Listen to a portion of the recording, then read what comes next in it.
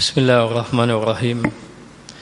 Alhamdulillah Rabbil Alamin. Wassalatu wassalamu ala ashrafil anbiya wal mursalin wa ala alihi wa sahbihi ajma'in.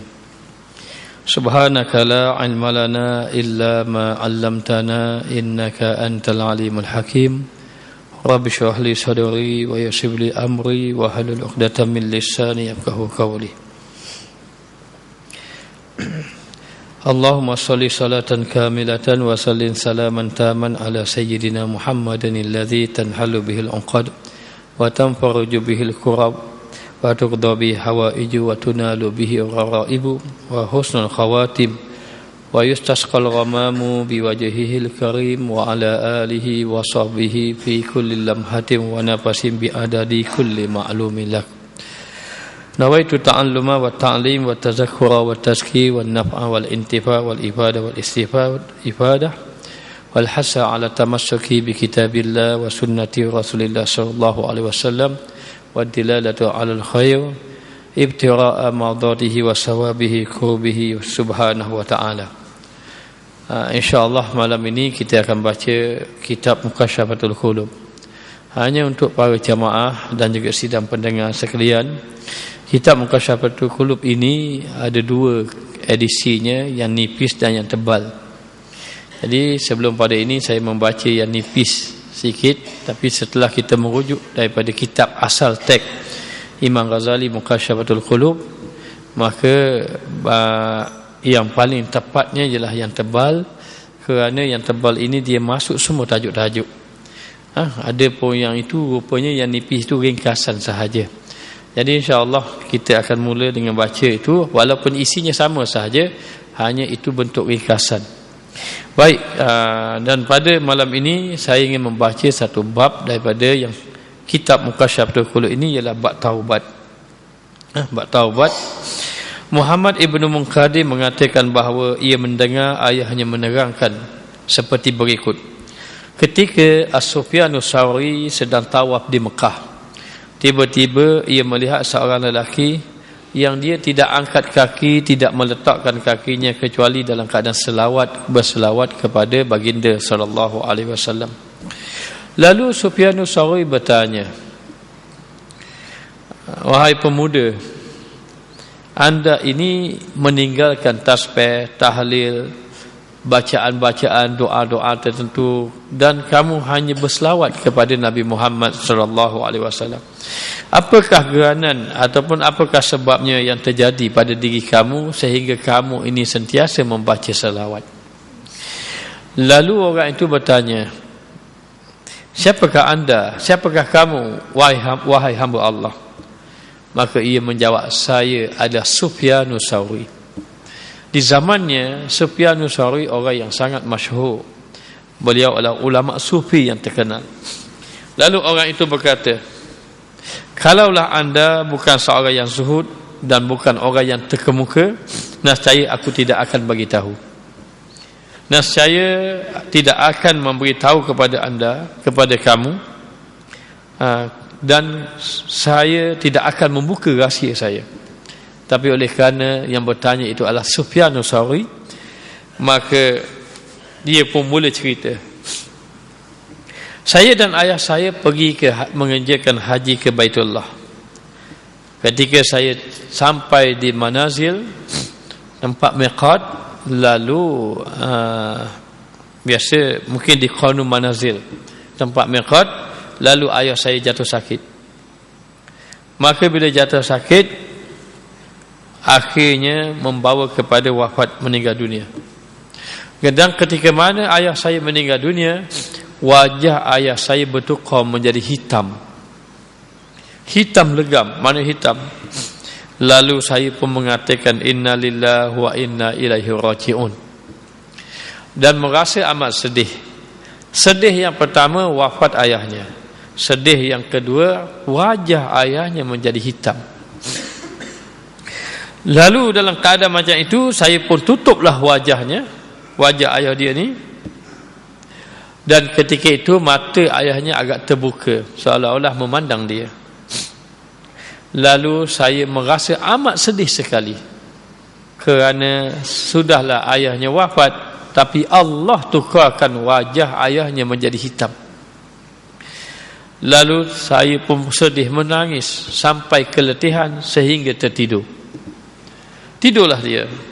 Maka dalam tidur itu saya bermimpi melihat seorang lelaki yang memiliki wajah yang begitu tampan, yang saya tidak pernah melihat sebelum pada ini, dan berpakaian sangat bersih, sangat menarik, dan baunya sangat harum.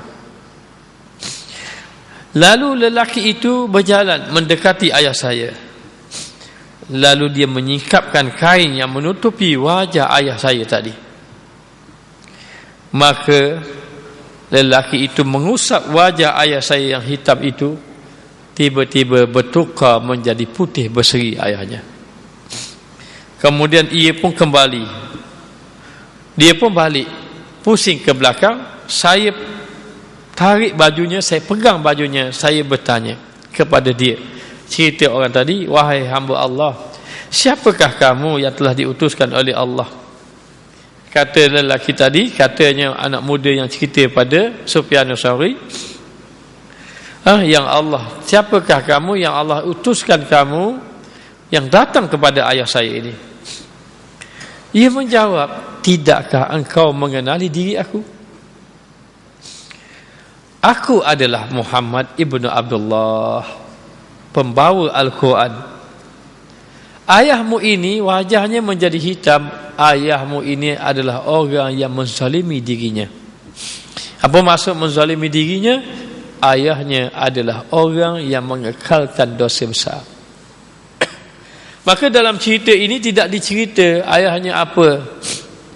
Ayahnya minum arak ke, berjudi ke, berzina ke, tidak diceritakan. Hanya ayah kamu ini orang yang mengekalkan dosa. Hanya satu amalan, walaupun dia buat dosa besar, tapi dia ada satu amalan. Dia adalah orang yang banyak selawat kepada aku.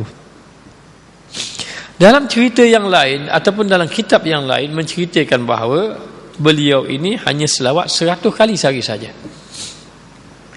Maka aku adalah penolong mana-mana orang yang banyak berselawat kepada baginda sallallahu alaihi wasallam. Sebab itu kalau orang itu bertaubat, maka banyakkan selawat. Siapa yang bertaubat, banyakkan selawat. Lalu dengan sebab itulah aku menolong ayahmu, kerana Rasulullah menyatakan bahawa aku adalah penolong orang yang banyak berselawat. Di zaman Nabi SAW ada sahabat yang minum arak. Maka beliau ditangkap lalu disebat. Selepas disebat, tidak hilang ketagihannya itu, lalu diminumnya lagi. Lalu ditangkap, disebat lagi. Lalu dia pun bertaubat. Yang pertama sudah bertaubat, tapi kembali balik. Yang kedua, dia kena tangkap, disebat, dia sudah bertaubat, lama-lama kembali sebab tak hilang ketagihannya. Lalu ditangkap yang ketiga, disebat kali ketiga. Setelah sahabat melihat, ini sahabat sudah 3 kali disebat. Sudah 3 kali disebat. Lalu ada sahabat yang mencela sahabat ini. Namun baginda dapat tahu, baginda kata jangan cela dia. Kerana di dalam hatinya ada kasih kepada baginda sallallahu alaihi wasallam. Maka akhirnya baginda mendoakan dia berjaya meninggalkan maksiat tersebut. Lalu ulama mengatakan begini, kalau kita ada maksiat yang mana maksiat itu tidak dapat ditinggalkan, maka banyakkanlah berselawat. Ketika mana dia banyak selawat, masih lagi tidak tinggal, banyakkan selawat, teruskan berselawat. Maka selawat itu cahaya hati, lama-lama insya-Allah akan dapat meninggalkan maksiat itu. Maka demikianlah dikatakan bahawa lelaki itu cerita pada Sufyan Ats-Tsauri, saya bangun daripada tidur, maka saya terus melihat wajah ayah saya. Maka ternyata wajah ayah saya berubah menjadi putih berseri. Inilah kelebihan orang yang berselawat kepada Nabi Muhammad sallallahu alaihi wasallam. Al-Amru ibnu Dinar meriwayatkan dalam satu hadis daripada Abu Ja'far yang diambil daripada Nabi Muhammad sallallahu alaihi wasallam bahawa baginda sallallahu alaihi wasallam berselawat, yang lupa kepada aku berselawat itu, maknanya orang yang tidak berselawat kepada aku. Para jemaah, orang yang mendengar pengajian ini, amalkanlah selawat walaupun boleh 100 kali sehari. Walaupun boleh 100 kali sehari. Nabi menyatakan, sesiapa yang lupa berselawat kepada aku, dia telah tersesat jalannya untuk menuju ke syurga Allah Ta'ala. Sebab itu Nabi SAW menyatakan bahawa orang yang paling hampir kepada aku di negeri akhirat adalah orang yang paling banyak berselawat kepada Nabi Muhammad SAW. Dah yang lain tidak hampir ke? Yang banyak sembahyang sunat, yang banyak baca Quran, hampir semua hampir, tapi yang paling hampir, yang paling hampir itu adalah orang yang paling banyak berselawat. Kerana sesungguhnya biasanya orang yang paling banyak selawat, dia banyak juga ibadat yang lain. Kerana selawat ini membangkitkan kerajinan untuk beribadat kepada Allah Ta'ala. Maka dikatakan bahawa kita ada amanah. Antara amanah kita ini, maknanya kita hendaklah menghindarkan diri, mencegah diri kita daripada kejahatan dan kesesatan. Maka amanah kita kepada Allah dengan melakukan ketaatan kepada Allah Ta'ala, dan lawan amanah itu khianat. Maka khianat itu bermakna jauh pada Allah. Maka khianat itu adalah orang melupai amal ibadat kepada Allah. Di antara yang dia lupa dalam amal ibadat itu selawat kepada Nabi Muhammad sallallahu alaihi wasallam. Maka selawat itu adalah jalan menunjukkan orang itu bersifat amanah dengan Allah. Lupa selawat bermakna dia tidak amanah dengan Allah, dia mengkhianati dirinya sendiri. Maka dikatakan bahawa muslihat, tipu daya kata Rasulullah itu, dan khianat ada di dalam neraka, wal iyazubillah. Maka selawat itu wajib. Masa bila wajib? Dalam sembahyang. Siapa yang sembahyang tidak baca selawat, tidak diterima akan selawatnya, akan ibadat solatnya. Maka selawat itu wajib di dalam sembahyang. Selawat itu sunat. Sunat bila-bila masa. Dan amalan yang hebat antaranya adalah berselawat kepada Nabi kita Muhammad sallallahu alaihi wasallam. Maka di antara selawat itu selawat Fatih. Allahumma salli ala sayyidina Muhammadanil fatihi lima ughliqa wal khatimu lima sabaq nasirul haq bil haq wal hadi ila siratikal mustaqim wa ala alihi haqqa qadrihi wa miqdarihil azim. Ini selawat yang hebat katanya. Terbuka segala pintu-pintu rahsia Allah. Orang bersusah hati, kesedihan, susah hati, sedih, macam-macam masalah menimpa, selawat tafrijiyah.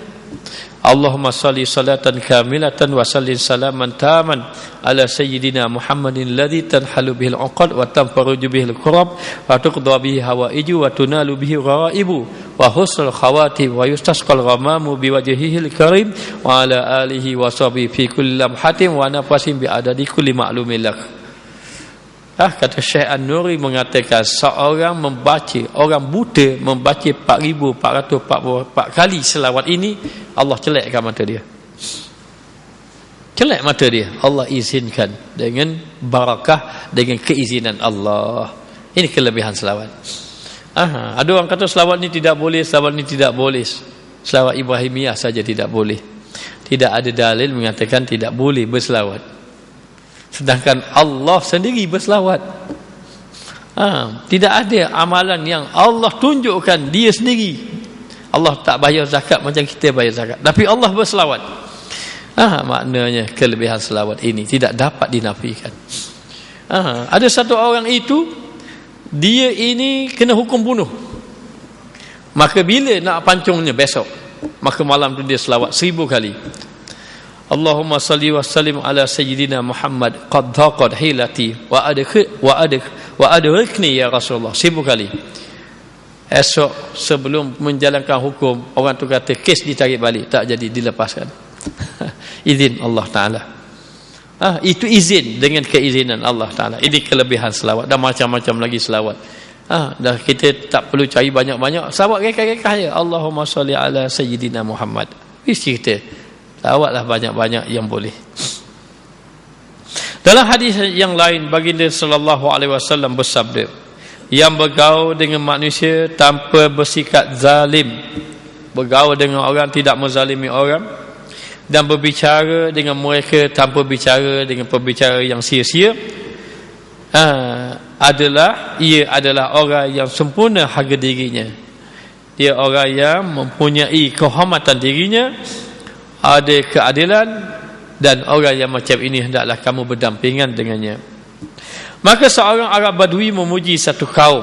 Katanya mereka kaum itu suka menjaga amanah, tidak mengkhianati janji, tidak melanggar kesucian seseorang orang Muslim, dan tidak suka mencela orang lain. Mereka itulah sebaik-baik umat yang saya ketahui. Ini sifat orang-orang yang baik. Sifat orang-orang yang baik itu, dia tidak mengkhianati janji, dia tidak menjatuhkan muruah kehormatan orang lain, sekali-kali tidak mencela orang lain. Dan itulah dikatakan orang yang baik. Mereka dipuji oleh orang Arab Badui. Mereka yang dipuji oleh orang Arab Badui tadi, orang yang baik itu sudah tidak ada dah.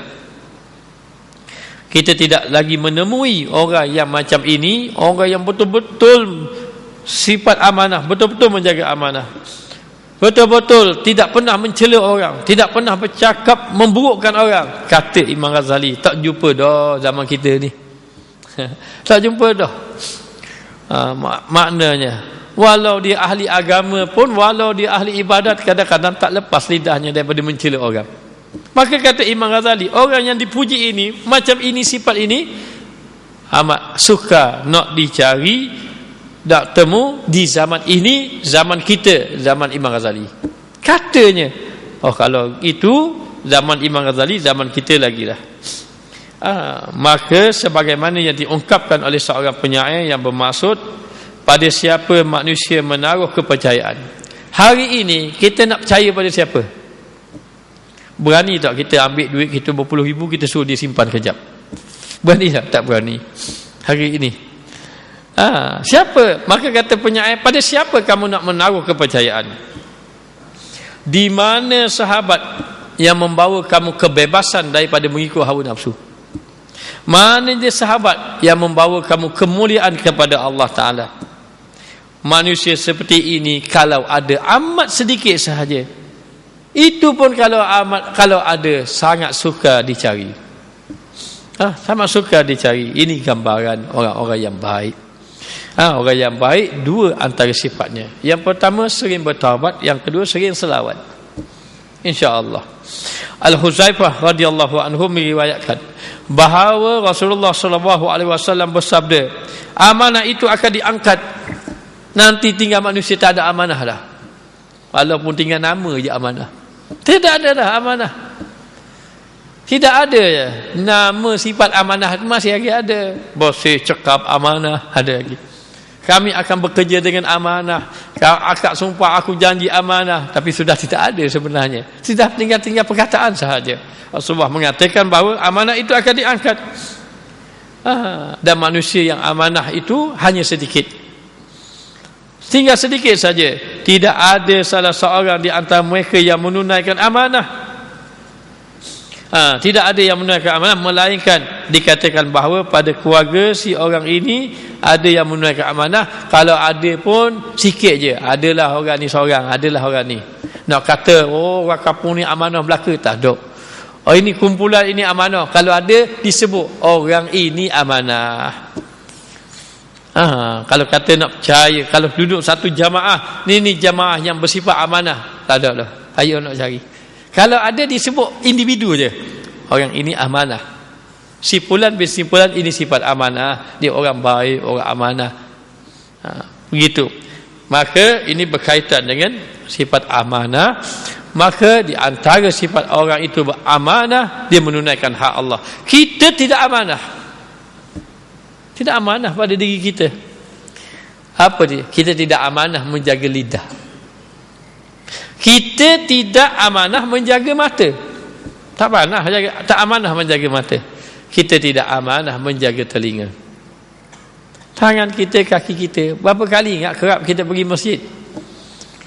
Maknanya, sedangkan orang dahulu, Abdullah ibnu Ummi Maktum itu buta, datang jumpa Nabi Muhammad sallallahu alaihi wasallam. Ya Rasulullah, saya ini buta. Ya, Rasulullah tahu dia buta. Dahlah buta, saya ini seorang orang yang tua. Kemudian rumah saya jauh. Dan itu tak ada pula orang nak pimpin saya pergi ke masjid. Tidak ada. Boleh tak kalau saya tidak mau pergi masjid? Nabi kata boleh. Boleh. Dia pun bangun, terus balik, pusing ke belakang. Rasulullah panggil, "Hai Abdullah." Dia pun datang balik. Hasamitan nida. Mu dengar tu azan. Dengar? Kalau gitu kena pergi kat masjid. Maknanya, jadi tidak amanah kita. Maka kita tahu kita tidak amanah.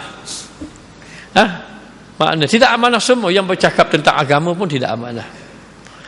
Yang menyuruh orang buat taat, kita suruh orang bangunlah sembahyang malam, kita tak bangun pun sembahyang malam. Yang bercakap tentang Quran, baca Quran banyak-banyak, yang bercakap itu tak baca Quran pun. Bukan tak baca Quran, yang mendengar lebih banyak baca Quran. Kita mau suruh berzikirlah. Siapa nak kelebihan ini, zikirnya ini. Dia tak baca tayang. Maknanya tidak amanah. Hidup tidak amanah hari-hari ini. Maka bila sudah tahu tidak amanah, sudahlah tidak amanah, berdosa, tidak taubat, lagilah kita berdosa. Maka tidak taubat itu dikira khianat. Tidak taubat itu dikira khianat. Lalu dikatakan bahawa tentang taubat itu, maka ulama mengatakan wajib orang itu bertaubat, bukan sunat. Taubat ini untuk siapa? Untuk orang yang tidak ada dosa. Untuk orang yang tidak ada dosa. Maknanya, siapa di kalangan kita merasa tidak ada dosa? Siapa di kalangan kita yang merasa tidak perlu taubat?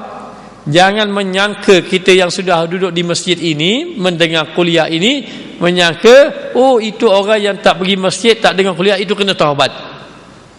Tidak. Kita kena taubat, mereka pun kena taubat. Maka Allah Ta'ala berfirman, wa tubu ilallahi jami'an ayyuhal mu'minuna la'allakum tuflihun. Maka bertaubatlah kamu sekalian kepada Allah. Bertaubatlah kamu, wahai orang-orang yang beriman, nescaya kamu akan berjaya. Semua di kalangan kita boleh berjaya. Semua di kalangan kita boleh menjadi kekasih Allah. Boleh menjadi kekasih Allah. Datang, Ustaz, saya pernah berzina. Boleh tak? Boleh. Saya pernah minum arak. Boleh tak? Boleh. Tapi dengan syarat. Syarat dia apa? Taubat kepada Allah. Boleh bertaubat kepada Allah Ta'ala. Maka Allah Ta'ala suruh, watubu, taubatlah kamu kepada Allah. Taubat itu wajib. Kerana suruhan itu bentuk suruhan. Suruhan dia panggil al-amru bil wujub. Suruhan menunjukkan wajib, maka wajib bertaubat. Tidak bertaubat kita setiap hari, maka berdosa kita. Sudah kita sembahyang, sudah kita baca Quran, duduk dalam dosa. Sebab apa? Tidak bertaubat. Maka ramai ahli ibadat, sedikit ahli taubat. Maka Allah Ta'ala berfirman dalam surah At-Tahrim, ya ayyuhallazina amanu tubu ilallah taubatan nasuha. Wahai orang-orang yang beriman, taubatlah kamu kepada Allah dengan taubat nasuha. Apa dia taubat ni? Panjang. Kalau orang nak buat rumah, adakah ada dinding saja? Dinding tak ada di rumah lagi. Kena ada latar. Latar saja tak ada di rumah. Lantai, dinding ada, atap kena ada. Tak sempurna lagi, kena ada bilik, kena ada dapur, kena ada tandas, kena ada ruang tamu, baru jadi rumah, baru jadi taubat. Orang kata taubat itu istighfar, tak cukup. Taubat itu ada syarat-syaratnya. Antaranya itu dia menyesali dengan sungguh-sungguh. Kemudian menyesali itu, kemudian berazam untuk meninggal, untuk maknanya meninggalkan maksiat tadi. Dan yang ketiga, mendatangkan kebencian di atas maksiat yang ia lakukan. Itu antaranya. Dan tentang taubat nasuha ini diterang oleh Imam Al-Ghazali dalam kitab Minhajul Abidin. Apa dia taubat nasuha? Nanti insya-Allah kalau ada masa kita akan terangkan akan datang. Baik. Maka Allah Taala berfirman lagi, innallaha yuhibbut tawwabin wa yuhibbul mutatahhirin, dalam surah Al-Baqarah. Innallah, sesungguhnya Allah, yuhibbu. Apa makna yuhibbu? Cinta. Cinta ini, perkataan cinta ini lebih daripada yang lain. Kalau mencintai, suami mencintai isteri, maknanya kita baik belaka dengan semua orang, tetapi kasih kita kepada anak kita lebih daripada orang lain. Ini sudah cinta, kasih. Yang sana itu suka saja, kasih. Allah sebut perkataan cinta, innallaha yuhibbun, maka saya suka terjemah perkataan yuhibbu itu cinta. Allah menyintai orang yang bertaubat. Buatlah dosa banyak mana, kembali pada Allah, Allah kasih, kamu kembali kepada Allah. Yang Allah tak kasih, kita buat maksiat, tak kembali pada Allah. Maka Allah kasih kepada orang yang bertaubat, dan Allah kasih kepada orang yang ingin menyucikan diri. Tengok kelebihan. Ini ayat taubat, ini orang yang bertaubat. Orang yang bertaubat difirmankan oleh Allah, innallaha yuhibbut tawwabin, Allah cinta kepada orang yang bertaubat. Dah bagaimana dengan orang yang ada ilmu? Orang yang ada ilmu, Allah berfirman, ya fa'ilahul ladzina amanu minkum, aku angkat darjat. Hanya diberitahu orang angkat darjat. Orang yang berzikir, fazkuruni azkurkum, mu ingat aku ingat kamu. Itu je. Tetapi orang taubat cinta terus. Kalau cinta, dia akan memberi apa yang ia inginkan, kekasihnya inginkan. Sebab tu orang yang taubat, dia bersucikan dirinya, Allah beri syurga terus. At-taibu minaz zambi kamal la zambalah. Orang yang bertaubat daripada dosa seperti tidak ada dosa. Maka sementara dalam hadis Rasulullah SAW bersabda, orang yang bertaubat itu kekasih Allah. Ingat, jangan menganggap ahli maksiat itu tidak boleh menjadi kekasih Allah. Kalau orang datang kepada saya, Ustaz, saya pernah minum arak, Ustaz, boleh tak saya jadi kekasih Allah? Saya akan jawab kata boleh. Apa buktinya? Ada wali Allah. Saya tidak mau menyebut nama wali Allah itu. Takut orang ingat, wali Allah ini rupanya peminum arak. Sebut nama ini mungkin yang biasa dengar kitab tasawuf kenal. Tetapi asal dia peminum arak. Dia minum arak, dia mabuk-mabuk, jatuh dia. Tapi kalau kita panggil tepi longkang lah, jatuh dia. Dan dalam dia jatuh itu, dia bermimpi. Mimpi anak dia yang sudah mati, jumpa dia, beri nasihat pada dia. Dia terkejut, akhirnya dia bertaubat kepada Allah. Dan masa dia mimpi, Allah tunjuk gambaran dia bagaimana ular yang besar nak kejar dia. Dan ada jurang api dalam gaung tadi. Kata anaknya kecil, itu ular yang besar, itulah dosa ayah. Dia lari-lari jumpa satu orang tua, dah orang tua tadi. Nak jalan pun boleh. Itulah amal ibadah ayah. Kalau begini, ayah akan masuk jurang, ada jurang gaung api, ayah akan masuk neraka kecuali ayah taubat. Dia terkejut, dia bertaubat pada Allah, jadi wali besar. Maknanya, maka penzina boleh jadi kekasih Allah, peminum arak boleh jadi kekasih Allah, tapi taubat kepada Allah. Maknanya orang-orang tasawuf, dia bukan menghukum. Ni peminum arak, ini jahat orangnya, bukan, tidak. Tapi memandang dengan kasih sayang, membawa dia kepada Allah Ta'ala agar dia bertaubat kepada Allah. Maka ini Rasulullah menyatakan, orang yang bertaubat itu kekasih Allah. Orang yang bertaubat daripada dosa, dia seperti tidak dosa, yakni bagaikan dia keluar daripada perut ibunya. Bayi yang keluar daripada perut ibunya mana ada dosa, bersih, suci maknanya. Maka di tempat lain, pada yang lain, kenyataan yang lain, Rasulullah SAW bersabda, kebahagiaan Allah terhadap taubat hamba yang beriman melebihi kebahagiaan orang yang datang daripada tempat yang jauh, dan berbahaya dengan membawa tunggangan yang memikul beban berisi makanan dan minuman. Kemudian dia merebahkan tubuhnya lalu tertidur. Ketika dia bangun, dia dapati tunggangannya sudah hilang. Kemudian dia mencari-cari sehingga dia merasa panas terikan matahari, lalu dia merasa dahaga, sedangkan tunggangan tadi telah buat lari dah makanan dan minuman dia.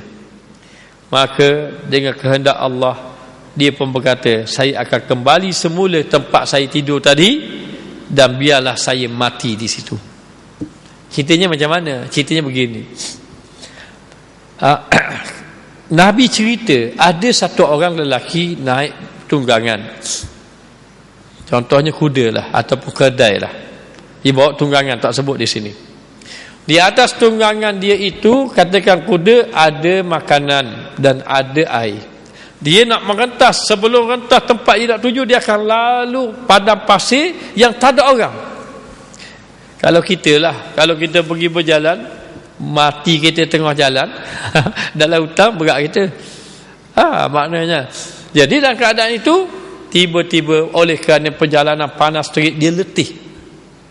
Bila dia letih, dia nak tidur, dia terlupa nak ikat, nak tambat binatang tadi, maka dia tertidur. Bila dia tidur tadi, dia terkejut pada tidur, tengok binatang tunggangan tu tak ada. Dia pun tengok, tak ada, air ada di situ, makanan ada di situ, panas terik pula ni. Dia pun pergi cari, pergi pula ke depan, belakang, pergi kiri kanan, tak ada. Akhir sekali dia kata, aku kena duduk tempat asal aku tidur tadi, dan biar aku mati situlah. Maka dalam fikiran dia akan mati. Lalulah dia pun letak tangan di atas kepala, lalu dia pun tertidur. Bila dia tertidur, dia terkejut daripada tidur, tengok Allah Ta'ala hantar binatang tunggangan tu ada balik. Bila binatang tunggangan tadi ada balik, maka dia merasa sangat gembira, sangat bahagia. Sehingga dalam cerita yang lain, dia kata, terima kasih hamba-Ku, aku Tuhanmu. Terbalik. Ia nak khabar, terima kasih wahai Tuhanku, aku hamba-Mu. Oleh kerana terlalu gembira, tak dapat nak gambarkan, dia boleh kata, terima kasih hamba-Ku, aku Tuhanmu. Dalam riwayat, dalam kitab yang lain cerita, dalam keadaan macam gembira dia, tak ada dah. Cuba kita bayangkan keadaan kita, boleh bawa mati, tiba-tiba ada datang balik gembira. Lalu Rasulullah mengatakan bahawa kegembiraan Allah kepada hamba-Nya yang bertaubat melebihi kegembiraan lelaki yang didatangkan kembali binatang tunggangan. Sebab itu hebat orang yang bertaubat. Alhamdulillah, Allah Ta'ala beri kita sempat baca kitab Imam Ghazali sebelum kita wafat ini. Maka perjalanan yang ditunjuk oleh Imam Ghazali ini, taubatlah kamu kepada Allah, taubatlah kita semua. Maka diriwayatkan daripada Al-Hasan bahawa ia berkata, ketika mana Allah Ta'ala mengampuni Nabi Adam AS, para malaikat mengucapkan tahniah kepadanya. Tahniah kepada maknanya Nabi Adam. Kemudian malaikat Jibril AS, malaikat Jibril AS datang kepada Nabi Adam. Mereka berkata, malaikat ini berkata kepada Nabi Adam AS, dan ketika itu kelihatan Nabi Adam sangat gembira dengan keampunan Allah Ta'ala. Lalu Jibril AS bertanya, setelah taubat ini kamu ada permintaan tak? Maknanya ada permintaan tak?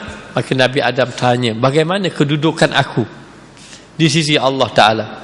Kenapa Nabi Adam bertaubat? Kerana salah makan buah dalam syurga tadi. Maka Nabi Adam bertanya kepada malaikat Jibril, malaikat yang bersama dengan Mikail, aku nak tanya, bagaimana kedudukan aku di sisi Allah? Lalu Allah mewahyukan kepadanya, wahai Adam AS, engkau ini dalam keadaan letih, engkau mewarisi keletihan dan kepenatan. Orang yang buat dosa, dia duduk dalam letih jiwa dia. Kita yang tak mampu buat ibadat banyak sebab jiwa kita letih. Letih dengan apa? Dengan dosa. Yang berat kita beribadat dosa, bukan ibadat tu berat. Kalau ikut angkat takbir dengan angkat beras 10 kilo, berat angkat beras 10 kilo lagi. Patutnya. Tapi tak boleh nak angkat takbir banyak-banyak, tak boleh. Itu bukan angkat takbir itu berat. Ketika kita angkat tangan, mana ada benda yang berkilo-kilo di tangan kita? Tak ada pun. Ada orang dia boleh angkat beras penuh, dia isi satu lori, dia seorang dia angkat. Cuba suruh dia angkat takbir 20 rakaat, serendai, minta maaf. Boleh 8 rakaat tarawih pun mujur. Maknanya, maka dikatakan bahawa kamu ini mewarisi keletihan, kepenatan, yakni mewarisi dosa-dosa, kesalahan kamu tadi. Dan engkau juga mewarisi taubat kepada Allah. Dalam kitab yang lain dia kata, engkau mewarisi dosa, engkau mewarisi taubat. Engkau lah yang tunjuk dalam dosa yang pertama, engkau juga manusia yang pertama bertaubat. Maka sifat melakukan dosa itu sifat manusia. Semua manusia berdosa. Sebab itu dalam hadis, kullu bani Adam khata'un, semua bani Adam berdosa. Mana disebut ba'dul bani Adam, sebahagian bani Adam berdosa? Tidak. Kullu, semua. Semua berdosa. Wa khairu khata'in, sebaik-baik orang yang berdosa itu, yang buat salah itu at-tawwabun, yang bertaubat kepada Allah. Maka Nabi Adam mewarisi dosa, yakni orang yang melakukan perbuatan dosa. Nabi Adam mewarisi taubat. Maka ambillah sifat kamu memang sifat berdosa, tapi ambil satu lagi sifat yang Nabi Adam tunjuk, taubat. Jangan mewarisi dosa, tidak mewarisi taubat. Begitu. Lalu dikatakan bahawa di antara mereka yang memohon kepada aku, katanya Allah, wahai Adam, mana-mana manusia yang mohon pada aku mengikut caramu wahai Adam, mana-mana manusia yang buat salah, semua manusia buat salah, tetapi dia mengikut caramu, dia bertaubat macammu wahai Adam, kamu bertaubat, maka aku kumpulkan orang itu, orang-orang yang bertaubat itu di dalam kubur mereka, sama aku kumpulkan mereka sebagai orang-orang yang bahagia. Allah kata pada Nabi Adam, hei Adam, kamu telah tunjuk jalan buat dosa, tetapi kamu tunjuk jalan taubat. Daripada mana taubat yang Allah beri? Taubat pertama, manusia yang pertama taubat Nabi Adam AS. Nabi Adam AS. Sedangkan dia Nabi, kalau dia tidak bertaubat pun dia kekasih Allah. Nabi Adam kekasih Allah. Nabi Adam ini kekasih Allah. Allah boleh beri pengampunan tanpa taubat. Tapi kita bukan seperti Nabi Adam, tapi Allah Ta'ala tunjuk jalan. Maka taubatnya Nabi Adam nak menunjuk jalan kepada kita. Sifat manusia kena taubat. Begitu sebenarnya. Maka kata Allah, wahai Adam, kalau manusia mengikut jalanmu, bertaubat pada Allah, aku kumpul mereka yang bertaubat itu, aku dudukkan mereka itu di kalangan orang yang bahagia, orang yang bergembira. Dahlah orang yang bertaubat itu doanya makbul.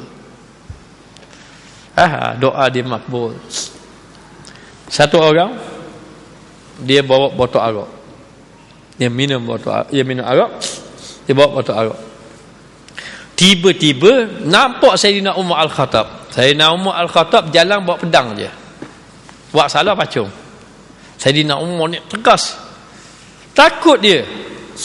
Maka botol arak tu dia tak dah baju dia. Tak dah baju dia. Sayyidina Umar nampak. Maka Sayyidina Umar tanya, datang kat dia, apa ada dalam baju kamu? Tak ada apa-apa, tak ada. Aku nampak kamu masuk sesuatu. Tak ada apa. Dah kalau tak ada apa-apa, kenapa macam sembunyi? Kalau tak ada apa-apa, apa nak sembunyi? Ada botol. Botol apa? Sayyidina Umar tanya. Allah kata, kan nak kata botol arak. Sayyidina Umar, dia berkata dalam hatinya, ya Allah, aku bertaubat kepadamu, dan seandainya engkau menyelamatkan aku daripada Sayyidina Umar ini, dan engkau tidak aibkan aku akan jadi hamba-Mu yang soleh. Itu niat nak bertaubat. Sayyidina Umar dah bertaubat tu. Dia pun jawab, cuka. Tak ada arwah kata botol cuka. Kan nak kata botol. Sayyidina Umar kata, mai sini botol cuka. Ingat ke? Okey, dah pakai. Buat keluar. Dia berserah pada Allah, pada mati aku. Botol-botol aku kata cuka pula. Dia pun buat tubik. Beri pada Sayyidina Umar. Sayyidina Umar buka tengok, cuka sungguh. Dia pun tak tahu botol-botol tu cuka. Bila Sayyidina buka, Sayyidina Umar minta maaf banyak-banyak. Allah, minta maaf aku pada kamu. Aku minta maaf, aku ni buruk sangka pada kamu.